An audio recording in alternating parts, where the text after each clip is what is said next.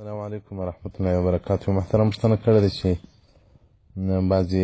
خلک وایي دایان وایي چې نو ښځه په بازار او په نور ځای کې همداسې مخ ګرځېدلی شي لکه څنګه چې په حج کې دا لس مخې وي. محترمه د ښځې مخ او لاسونه او پښې دا عورت دي، ځکه ښځه ټول عورت ده. چې بعضې فقها وایي بدن الحورة عورة، بدن د ښځې عورت دی، د حورې ښځې ټول عورت دی، الا وجهها و کفیها، ما سوا مخ و لاسونه و پښې. هغه په حق کې د لمانځه په لمانځه کې دغه ځایونه لڅ وي، لمونځ یې صحیح دی. په لمانځه کې که یو عضو تام یو تام پوره اندام ښکاره سي نو د ښځې نو هغه خو لمونځ فاسدوي. نو لیکن مخ او لاس و پښې دا په لمانځه کې نه دی عورت، لمونځ نه فاسدېږي. او دغه رنګه چې بعضې فقهای کرام وایي چې د ضرورت پر بنیاد باندې چې هغه ښځه ځي یو سودا کوي، هغه هم مجبوریت په وخت کې دی، نه لکه وضعیت پښتنو ښځو چې کور دغې سي باره د مېړه څه مغلاوي کوي او ځي بازار ته سوداوي کوي، ټوله ورځ په بازارو کې ګرځي. دا ډول نه ده، ځکه دلته موږ ته قرآن خپل حقوق راکړي دي، خو د غرب حقوق دي. د غرب حقوق خو دا دی چې اوس د اوباما اعلان وکړي چې نارینه له نارینه سره واده کولی شي، نو ښځه بیا د سپي سره کولی شي. نو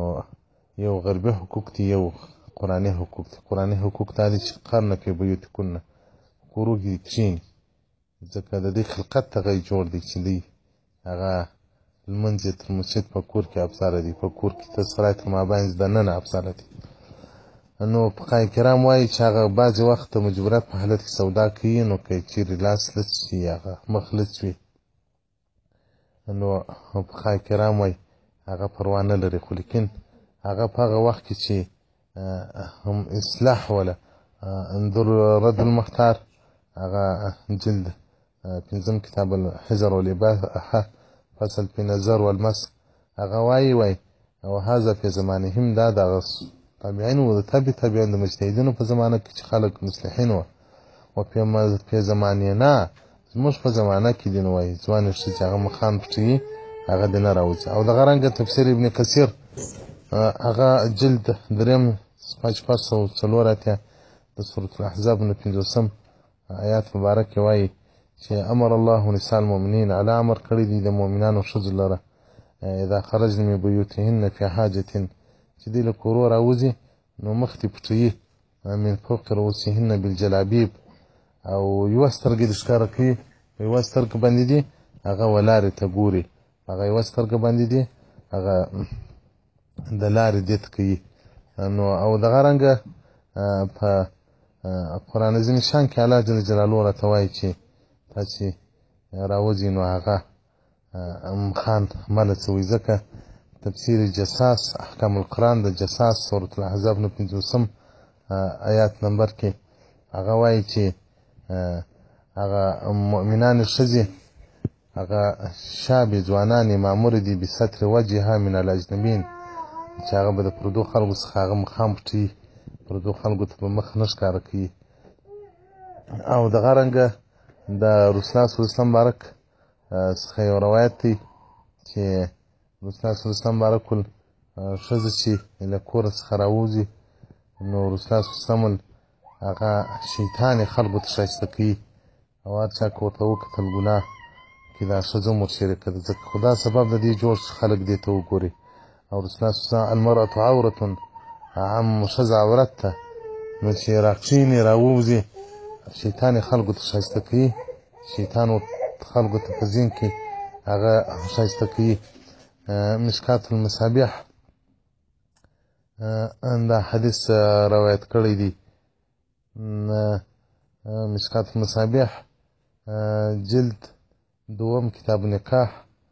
صفحه 209. او دغه رنګه د رسول الله صلی الله علیه وسلم بارک څخه ډېر حدیثونه په دې حق کې راغلي دي، نو باید تاسو محترم په دې کې ډېر جدي اوسئ. دغه رنګه فتاوی محمدیه 19 جلد صفحه 118 باب الحجاب په دې باندې مفصل تحقیق کړی دی چې ځوانه ښځه به مخ پټوي که په بازار کې